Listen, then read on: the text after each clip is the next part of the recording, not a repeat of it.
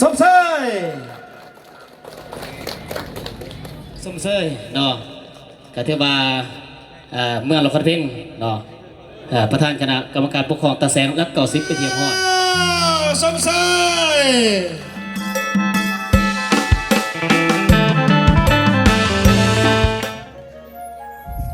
สบายดีมาพอกับสองจันซีพาเบิงคือเก่าในวันนี้เอาภาพบรรยากาศการสอบศิลปะก่อนนี่เปิดประแสงรักกับ10ก็คือวันที่16นี่เปิดประแสงกับวันที่17เนาะบรรยากาศการสอบศิลปะของที่ฟอนมตรักกับ10เนาะที่เห็นอยู่นี่ก็เป็นนักเรียนม .4 บรรยากาศการสอบเนาะนี่เป็นสอบบทฟอนตามเขาเนาะที่แสดงถึงเอกลักษณ์วิถีชีวิตการลงสื่อของชาวลาวที่ในนี้ผ่านมาคือตะกี้บ่มีฮงซีก็จะได้ตำเขาเอาเนาะสำหรับเขาคือว่าเฮามากินกันก็ได้ตำเอาเบื้องต้นการซ้อมก็ยุ่งยากแน่เพราะว่าเด็กน้อยช่วงพักพวกเฮียนแล้วเขาเจ้าไปดำไร่ดำนาแล้วก็ส่วนหนึงก็ไปต่างประเทศนำพ่อนำแม่เขาเจ้าเนาะก็นั้นเฮ็ดให้เกิดความยุ่งยากในแก่บรรดาครูอาจารย์เฮาก็คือตัวนักแสดงบ่ได้เนาะฉะนั้นพันแถวหรือว่าลำดับการฟ้อนก็ต้องจัดเรียงใหม่เบิด6แถวฉะนั้นก็เป็นข้อยุ่งยากอันนึงเฮาพบเปาะเนาะแต่ในรายกะยาเนาะว่าเวียกกันถึงบ่มาเฮาก็จะจัดซ้อมอย่างมีผลสำเร็จนั่นแหละในการจัดปฏิบัติซ้อมตอนนี้ก็แม่นน้องม.2 เนาะออกมาแล้วก็ม.1 ที่ว่าเข้าใหม่จำนวน3คนคือน้องแอนนาน้องเอตาแล้วก็น้องปรารถนา3คนเนาะก็เบิ่งลีลาจังหวะก็ตามภาษาเขาหั่นแหละเนาะเด็กน้อยม.1 ส่วนผู้ชายก็เป็นม.2 ชื่อว่าลวดลายและดัดไม้แปลงไม้เบิดสำหรับบทตามเขาที่เฮาสอนเนาะสำหรับสอบอยู่ในแกแมนเป็นบทที่2เนาะเป็นบทลำตังวายก็แมนเอกลักษณ์ของแขวงตะวันออกเฉียงเหนือแล้วก็ส่วนหนึ่งก็แมนส่วนเผ่ากันต่างอยู่ทั้งบ้านดงตะลุงนาคันไดกับวังแก่นน้องแหวงเนาะที่ว่าเป็นส่วนเผ่ากันต่างแสดงถึงเอกลักษณ์วิถีชีวิตของส่วนเผ่าของเขาเนาะสำหรับแสดงแต่ก่อนก็แมนถืออยู่10คนเนาะแต่ว่าพออยู่ในดัดแถวใหม่เหลืออยู่6คนกับเขาใหม่ผู้หนึ่งเนาะที่ว่าเคยฟอนจักเทื่อคือน้องเป็นลีฮันสำหรับหาคนที่ว่าแม่นเคยฟอนเนาะเคยฟอนก็ยากๆอยู่เพราะว่าท่ามันหลายสำหรับบทเนาะเปลี่ยนเกือบเรียกว่าครูคำเว้าคำบาอยู่ในการร้องเพลงมาสักทีบางท่าจะต้องได้เปลี่ยนตลอดและสำหรับบทนี้สมัยเฮาซ้อมตอนเขาเหียนกันเป็นเดือนเนาะจังได๋บทนี้เพราะว่ามันเป็นบทที่ยากทาลายแล้วก็บ่นอกเนื้อความพยายามของพ่อของน้องม.4 ของพวกเฮาเนาะ4ม.2 ก็จนสำเร็จจนได้ไปแสดงอยู่ในงานผาป่าสามัคคีอยู่บนคนสูง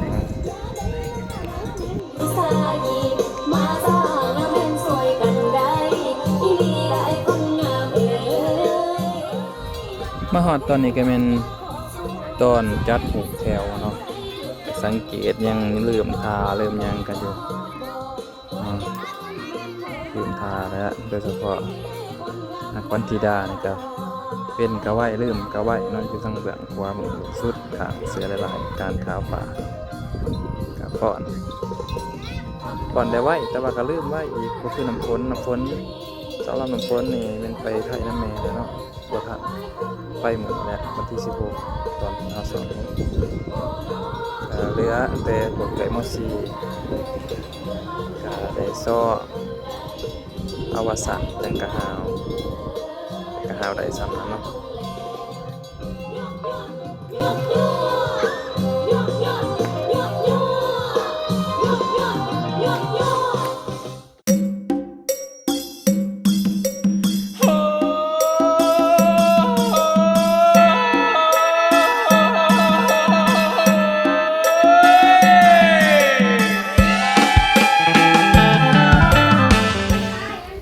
เฮ็ดหยังเกณฑ์แม่ครัวมื้อนี้เสียบขาเป็ดสู่กินเจวัน เยาวมากถ้าเอาเรียนเด็กน้อย นางบ่ทันอาบแต่เช้าพุ่นได้นี่ แล้วก็พูดเลยเยอะ บ่จะออกมา อันนั้นเราบอกนี่มันปรุงเราบอกบ้านมึงใส่ยังแน่ล่ะ ต้มเป็กลาบเป็ด นี่มึงอยู่ซื่อๆอยู่สมกับผสมเหมือนเราบ้ามาคามนี่เหมือนเราบ้ามาคาม คือฝนสิตกเนาะ เพราะมันเลิก นี่บ่มีไผอกหักติมื้อนี้ มันมีจานแบบนี้ นักสอบนักล่ำฮะให้เบิ่งเนาะเมื่อผู้นี้บ่จักอกหักนี่นอนสั่นหัวเข่าอยู่พวกนี้แหละที่บ่ป้าบ่ถิ่มอาจารย์เนาะจำหน้าตื่นตากันไว้เด้อรุ่นม.4 ม.3 ม.2 ก็ได้พวกนี้แฮงมาแต่เช้าพุ่นเนาะ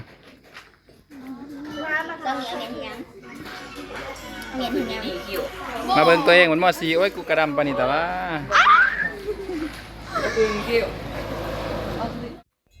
หลังจากพักซ้อมแล้วพวกเฮาก็แต่งกินเนาะเสือหลายๆนี่แม่นเมียผู้ขาเองเนาะสีภรรยาน้องสาวออนอินก็มีเมนูลาบเป็ดต้มเป็ดเนาะซึ่งว่าอาจารย์ไม่ได้หวันเพิ่นก็ขาสู่เสียวกินกะแม่นขาสู่นักเรียนนักสอบเฮากินกะแม่นเนาะเสือหลายๆอาจารย์มณีวันแก้วรังสีอยู่งานบริหารโรงเรียนมตรักกสิบนะก็โอ้ยเงียบๆแจ่มใสและแขกคนมายามเนาะเสียวมายามน้องน้อยนักเรียนก็เกียมเสิร์ฟอาหารการกินเนาะครูย่อปลาขาวนี่แม่นอาจารย์กัตนาสัญญาวงศ์เนาะก็มาสวยฝึกซ้อมนำทีมงานทีมฟอร์ดหมู่เฮาเสือดำ2คนก็เป็นนักเรียนเนาะก็มาย่อปลาขาวบ่ได้ย่อซ้ำครูเพิ่นย่อไปก่อนเนาะ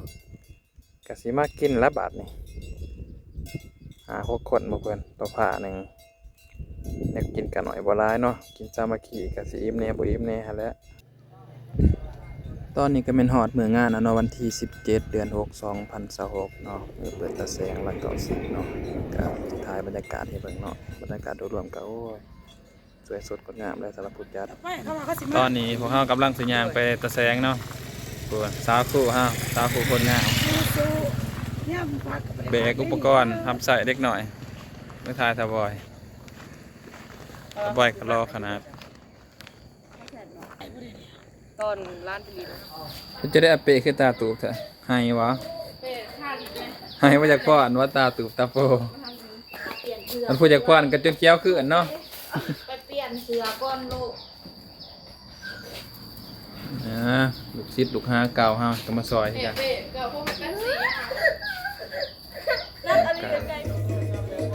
มาฮอดตอนนี้พวกเฮาก็มาฮอดงานแล้วเนาะก็ถือว่า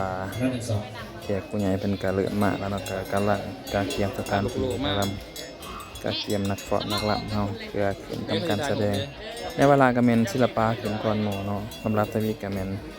ปฐมละครเพลงมาในบทฟ้อนปลาใหม่สุดซื่นเนาะแล้วที่2ก็แม่นจากโรงเรียนของเองทีมฟ้อนตรกสิบก็คือบทฟ้อนเขาเนาะแล้วบทที่3ก็แม่นละครเพลงคือการปฐมละครเพลงสารวัตรแดนงามบทสุดปิดท้ายก็คือดำตังใบจากมตรักกสิบของน้องๆทีมฟ้อนของพวกเฮาเนาะที่ว่าจะได้ขึ้นฟ้อนหันแล้วบรรยากาศการฟ้อนก็จะได้ให้เบิ่งบางช่วงบางตอนเนาะคลิปเต็มก็แม่นติดตามอยู่ทาง YouTube เนาะบทฟ้อนเต็มคือว่าเต็มรูปแบบนะแล้วก็ฝากไปกดไลค์กดแชร์เด้อพี่น้องเด้อให้กำลังใจติดตามช่องจานสีพาเบิ่งให้เด้อ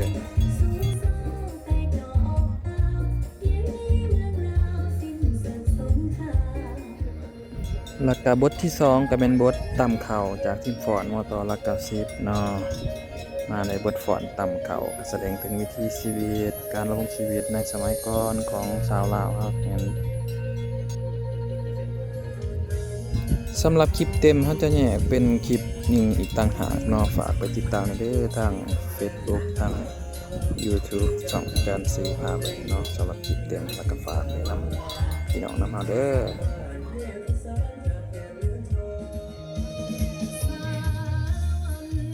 ลำดับต่อมาก็คือรายการฟ้อนที่3ก็คือ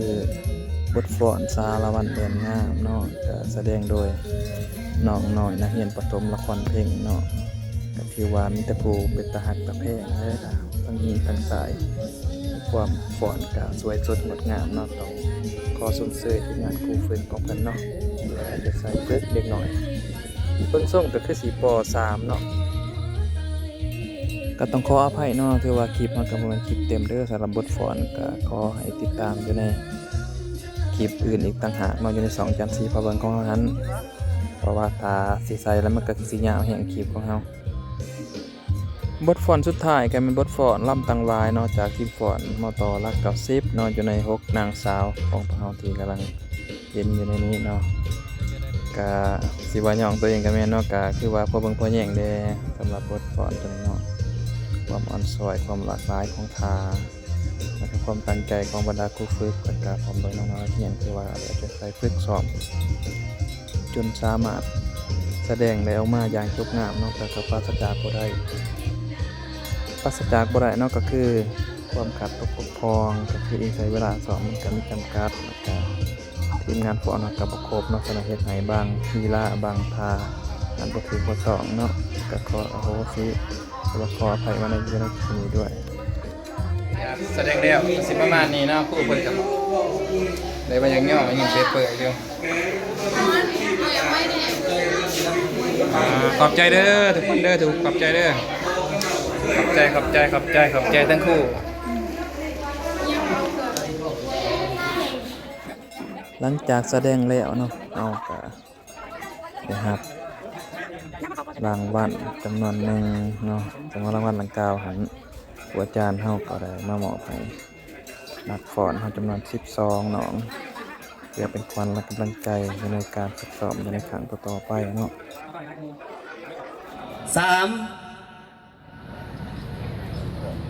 ตัด สมชาย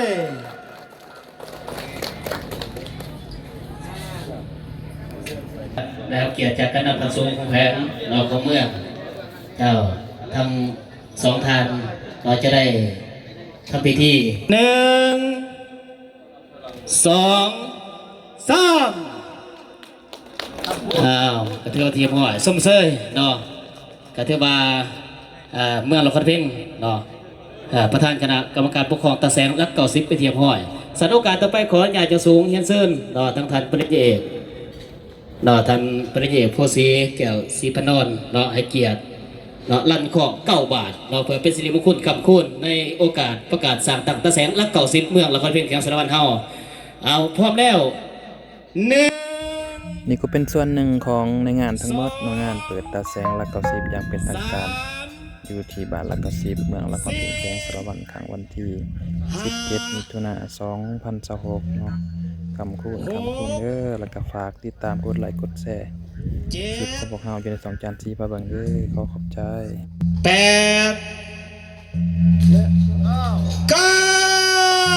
9สมชาย